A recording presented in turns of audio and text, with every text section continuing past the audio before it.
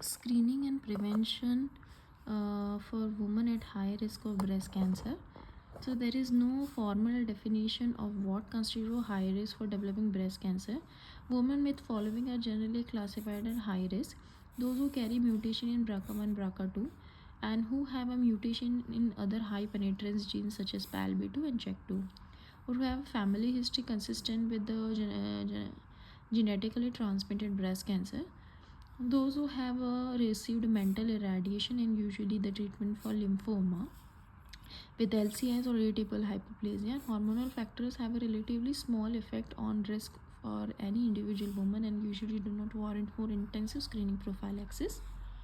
So, because many women overestimate their risk of developing breast cancer,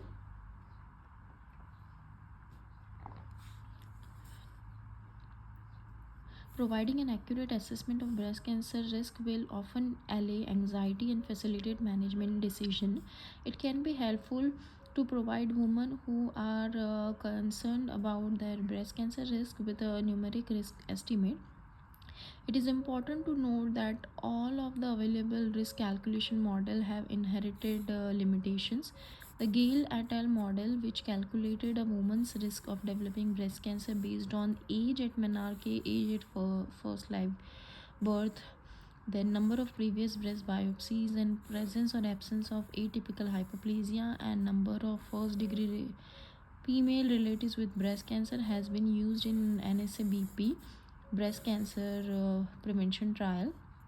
And the Gale et al. Model underestimates the risk in women with strong family histories, at least in part because it incorporates a family history in only first degree relatives and does not include ovarian carcinoma.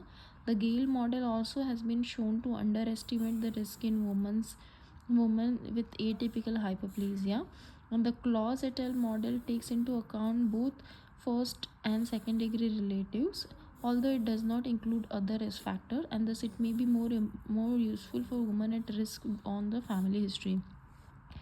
Other models that are often used to estimate the risk of women with a strong family history is the BRCA Pro and breast ovarian analysis of disease incidence and career estimation algorithm BRODICIA, whereas the International Breast Cancer Intervention Study IBIS or Tyrer Cruzic model and Breast Cancer Surveillance Consortium Benign Breast Disease BSCS BBD model capture benign breast histology and mammographic breast density in addition to the personal demographic and family history. Although each model has been externally validated, the decision as to which model should be used for the individual patient is often multifactorial and best done in the setting of a clinical risk assessment program. And it is important to remember that none of the available models clearly discriminate between the women who will or will not develop breast cancer. The next frontier in risk assessment is harnessing the power of artificial intelligence and machine learning to predict the individual's short-term and lifetime breast cancer risk from standard mammographic images.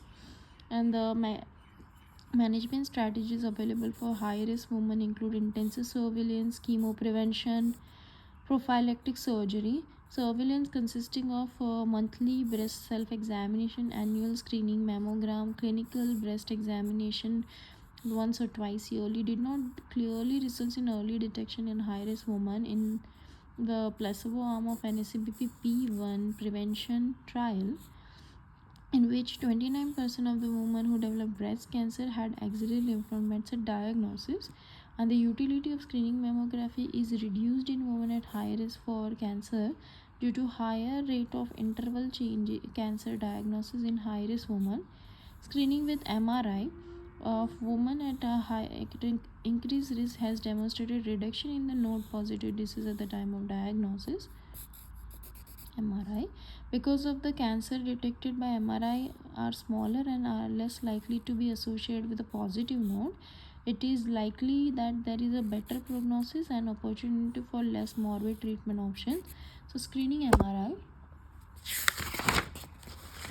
prelim MRI is recommended in addition to mammography for women at high risk for cancer development due to genetic factors.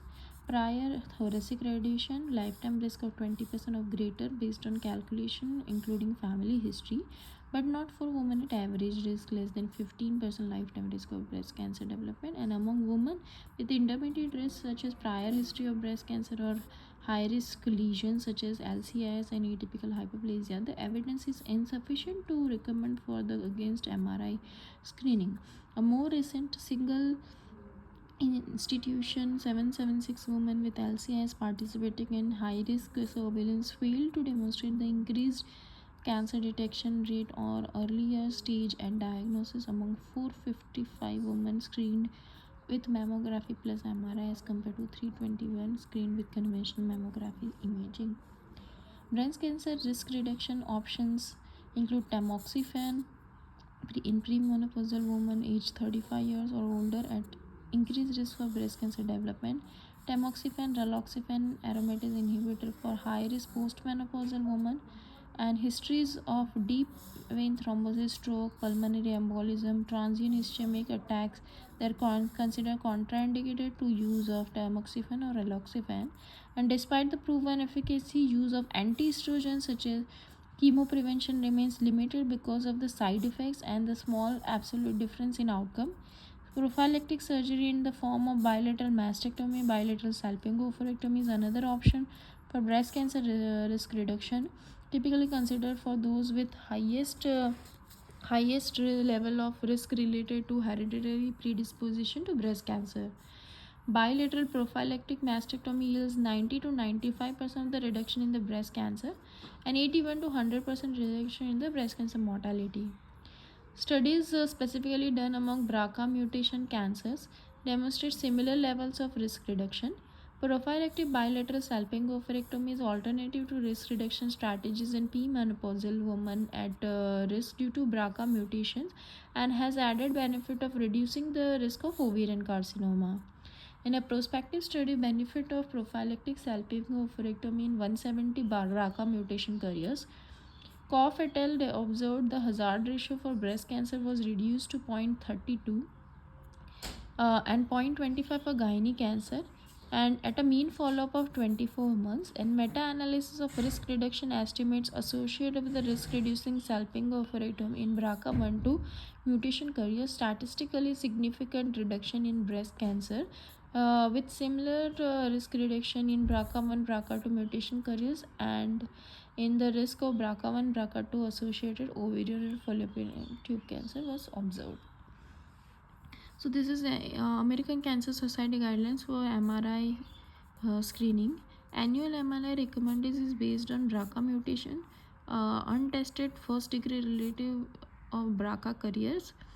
Lifetime risk of breast cancer 20 to 25% or greater as defined by the models that are largely based on familial history.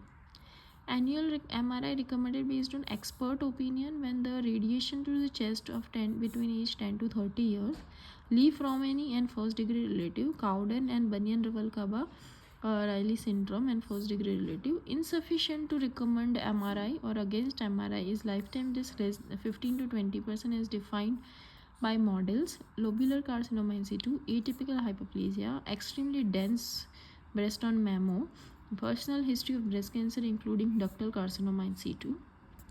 Recommend against MRI screening based on expert consensus is women less than 15% lifetime risk for breast cancer. Thank you.